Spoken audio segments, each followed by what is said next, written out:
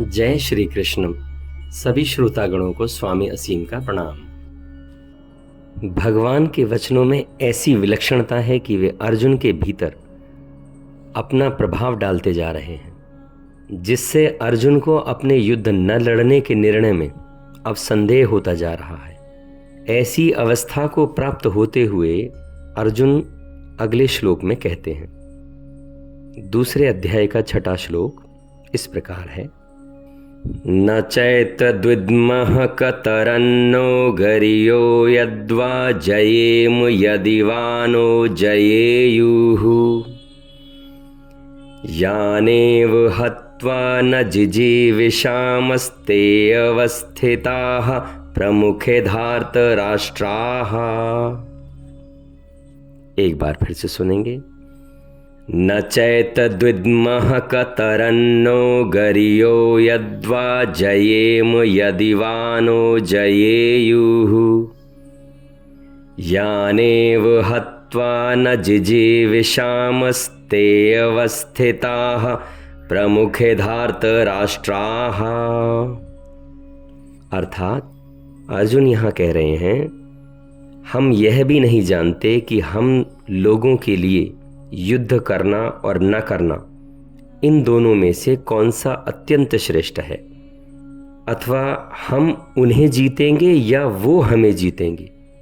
जिनको मारकर हम जीना भी नहीं चाहते, वे ही धृतराष्ट्र के संबंधी हमारे सामने खड़े हैं। इसकी व्याख्या को थोड़ा समझने का प्रयत्न करते हैं। अर्जुन यहाँ कहते हैं, भिक्षा मांगना और युद्ध करना, इन दोनों में से हम धर्मपरायण लोगों के लिए कौन अच्छा है, यह भी हम नहीं जानते। जय और पराजय के विषय में संशय छोड़कर यदि स्वधर्म समझकर युद्ध करें तो भी ठीक नहीं है, क्योंकि युद्ध में जिन प्रिय बांधवों को मारकर हम भी जी नहीं सकते, वे धृतराष्ट्र के पुत्र आदि मरने का निश्चय करके संग्राम में हमारे सामने खड़े हैं। मित्रों, यहाँ अर्जुन की भाषा और अर्जुन के भाव में बहुत बदलाव हमें दिखाई दे रहा है। अर्जुन यहाँ कहते हैं, मैं युद्ध करूं या ना करूं, इन दोनों बातों का निर्णय मैं नहीं कर पा रहा हूं। 6वें श्लोक से पहले अर्जुन सब कुछ भगवान कृष्ण को बताए जा रहे हैं। भगवान कृष्ण पहले अध्याय में बिल्कुल शांत चुपचाप अर्जुन को सुन रहे थे।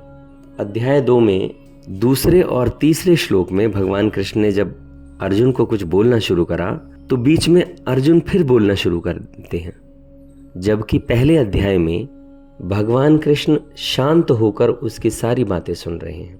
और जब भगवान कृष्ण ने बोलना शुरू करा तो बीच में, जैसे रोगी होते हैं ना, बीमार लोग होते हैं और डॉक्टर के सामने जाके बैठ जाते हैं तो फिर भी कुछ कुछ बीच में बोलने लग जाते हैं।